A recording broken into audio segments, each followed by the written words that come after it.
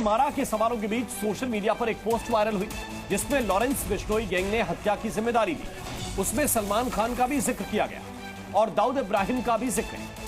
दावा किया गया कि इन्हीं दोनों की करीबी की वजह से बाबा सिद्दीकी की हत्या की गई। ये पोस्ट कितनी प्रासंगिक है, जी न्यूज इस बात की पुष्टि तो नहीं करता, लेकिन पुलिस इसके अलावा भी तमाम दूसरे एंगल से मामले की पड़ताल कर रही है, जांच कर रही है। लेकिन जो कुछ भी हुआ है उससे मुंबई दहशत में, क्योंकि बाबा सिद्दीकी को सामान्य शख्सियत नहीं कहा जा सकता। विपक्ष ने राज्य की शासन व्यवस्था पर सवाल उठाए, राहुल गांधी ने कानून व्यवस्था की नाकामी बताया।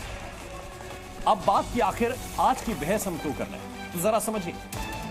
यह इसलिए क्योंकि मुंबई में सरेआम एनसीपी नेता बाबा सिद्दीकी का मर्डर कर दिया गया, क्योंकि लॉरेंस बिश्नोई गैंग ने बाबा सिद्दीकी की हत्या की जिम्मेदारी ली, क्योंकि मुंबई में एक बार फिर अंडरवर्ल्ड की दहशत लौटती हुई दिखाई दे रही है, क्योंकि सवाल है कि कहीं बाबा सिद्दीकी का मर्डर मुंबई के लिए सिर्फ ट्रेलर भर तो नहीं, क्योंकि मुंबई में कानून व्यवस्था पर विपक्ष सवाल उठा रहा है, इसलिए यह बहस जरूरी है। तो इन्हीं मुद्दों पर हम ताल ठोकेंगे, लेकिन पहले एक छोटी सी रिपोर्ट आपको दिखाते हैं।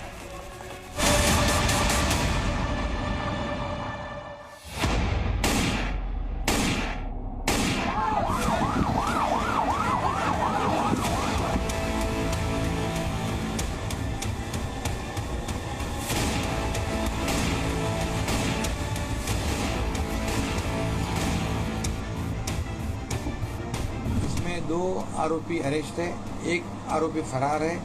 ये दोनों एक हरियाणा और उत्तर प्रदेश का है।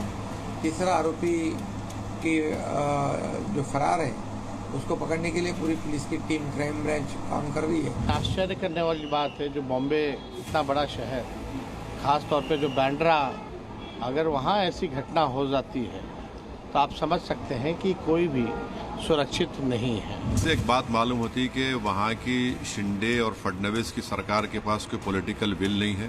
महाराष्ट्र और मुंबई में जो आम जनता है उनकी सेफ्टी का उनको ना कोई पासो लिहाज है, ना उसका कोई प्रोग्राम है उनके पास।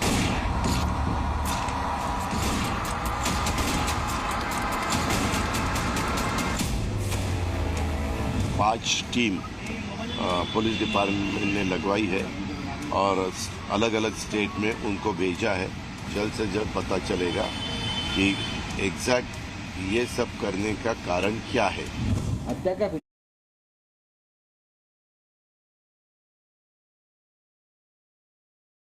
हत्या हो गई है तो आपका फेल्यूर है, मुख्यमंत्री का फेल्यूर है। अब इस्तीफा नहीं, राज्यपाल ने, गवर्नर ने हस्तक्षेप करके देवेंद्र फडणवीस को गृह मंत्री पद से हटाना चाहिए।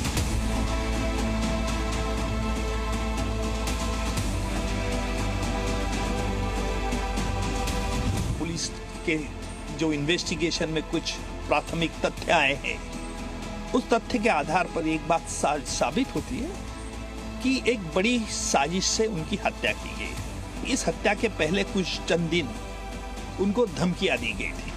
5+ कैटेगरी इनकी सिक्योरिटी थी, इनके साथ NSG होते थे और उसके बाद दिन दहाड़े हत्यारे आते हैं, हत्या करके चले जाते हैं। ये क्या दिखाता है आपको महाराष्ट्र में? महाराष्ट्र में कानून व्यवस्था ने पूरी तरह से दम तोड़ दिया है।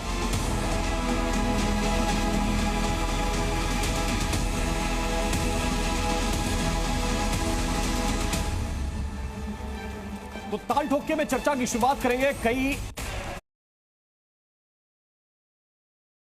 सवाल आपके सामने रखेंगे, लेकिन उससे पहले एक बड़ा अपडेट, बड़ी खबर इस वक्त मिल रही है, और खबर यह है कि बाबा सिद्दीकी हत्याकांड के मामले में दोनों शूटर को 7 दिन की रिमांड पर भेजा गया है। इन दोनों शूटर से पूछताछ होगी। गुरमेल और धर्मराज, ये वो 2 शूटर हैं जिनको पेश किया गया था और 7 दिन की रिमांड मिली है, यानी 7 दिन तक उनसे पूछताछ होगी।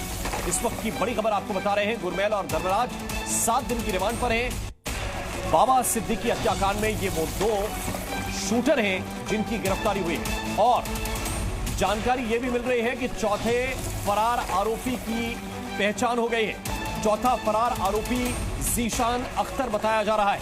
जीशान अख्तर की भी पहचान की गई है। ये वो आरोपी है जो फरार है।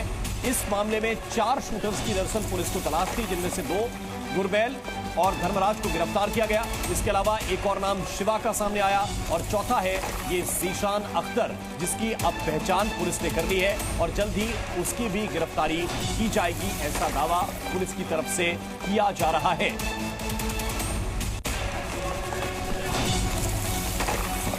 और आइए चर्चा की शुरुआत करते हैं। इस वक्त हमारे साथ बहुत ही खास पैनल जुड़ा हुआ है। तुहिन सिन्हा इस वक्त हमें ज्वाइन कर रहे हैं, प्रवक्ता हैं बीजेपी के। प्रणय अजमेरा हैं, प्रवक्ता हैं एनसीपीएस के। हमारे साथ सुबोध मोहिते पाटिल हैं, प्रवक्ता हैं एनसीपीए के। सुसीबेन शाह, प्रवक्ता शिवसेना एस। और एके जैन साहब इस वक्त हमारे साथ जुड़े हुए हैं, पूर्व डीजीपी उत्तर प्रदेश। चित्रा बाथम, प्रवक्ता कांग्रेस। संजय गुप्ता, नेता शिवसेना यूबीटी, इस वक्त हमारे साथ हैं। बहुत बहुत स्वागत है आप सभी का। सबसे पहले सवाल तुहिन सिन्हा जी ये इसलिए पूछे जा रहे हैं क्योंकि अभी कुछ दिन पहले बाबा सिद्दीकी को धमकी दी गई, उससे पहले सलमान खान के बंगले के बाहर गोलियां चलाई गईं। उस वक्त भी दावा यही था, गृह मंत्री का भी, सरकार का भी, पुलिस का भी, कि मुंबई के अंदर किसी को डर के रहने की जरूरत नहीं, महाराष्ट्र के अंदर किसी गैंग को नहीं चलने देंगे, एकनाथ शिंदे कह रहे थे। और इसके बावजूद एक गैंग ऑपरेट कर रहा है, न सिर्फ ऑपरेट कर रहा है, बाबा सिद्दीकी जैसी बड़ी शख्सियत की हत्या कर रहा है। सवाल तो पूछे जाएंगे। नमस्ते राममोहन जी, सबको नमस्ते। देखिए, बाबा सिद्दीकी जी की हत्या अत्यंत दुखद हादसा है और निश्चित रूप से कहीं ना कहीं यहाँ पे चूक हुई है, लेकिन इसको एक अपवाद के तौर पर देखा जाना चाहिए। ये कहीं से भी रिटर्न ऑफ अंडरवर्ल्ड ये कहने में अच्छा लगता है, लेकिन ऐसा कोई भी और इंसिडेंट अभी नहीं हुआ है। आपने देखा कि 1 घंटे के अंदर 2 आरोपी जो हैं वो गिरफ्तार हो चुके हैं, बाकी 2 की पहचान हो चुकी है।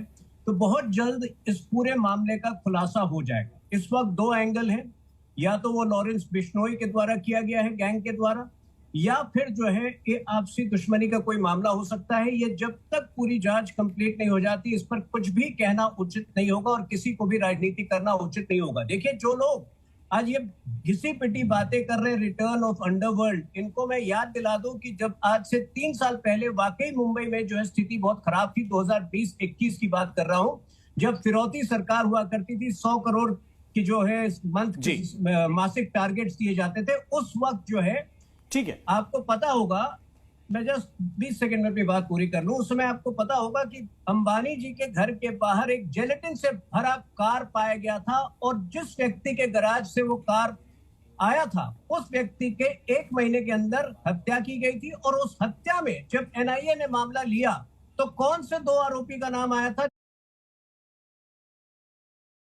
हाई कोर्ट में? 2 ऐसे पुलिस ऑफिसर थे जो उद्धव जी के बहुत करीब थे। तो इन लोगों को राजनीतिकरण नहीं करनी चाहिए, पॉलिटिसाइज नहीं करना चाहिए इस विषय। ठीक है, तुहिन जी मैं आपके पास वापस आऊंगा, सवाल बहुत सारे हैं, लेकिन उससे पहले एक अपडेट हम अपने दर्शकों को बता दें कि अभी जिन 2 आरोपियों का हमने जिक्र किया उसमें से